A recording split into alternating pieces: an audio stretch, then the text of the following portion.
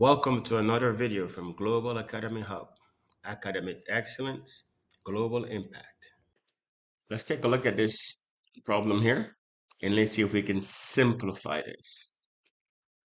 So what we have here, we have 15a cubed b to the 7th power divided by 3a squared b to the 3rd power. And so immediately what I know I'm going to do is I'm going to use the law of division.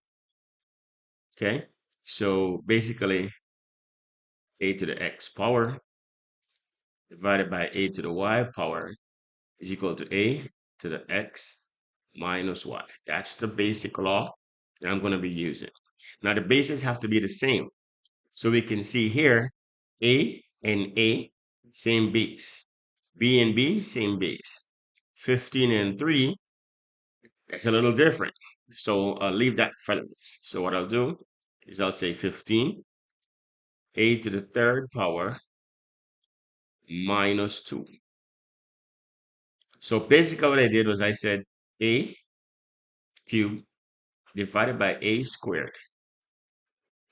And that's going to be a to the 3 minus 2. So basically that's what I did here. And then I have to b to the 7 minus 3. So again, what I did there was I said b to the 7th power divided by b to the 3rd power is equal to b to the 7 minus 3. That's what I did there. And then I'm still left with divided by 3. So now I can divide 15 divided by 3 and get 5.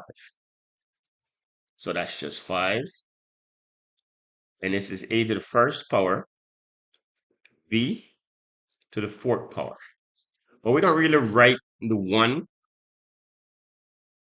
when the power is 1. So what we really end up with is 5a b to the 4th power. Okay?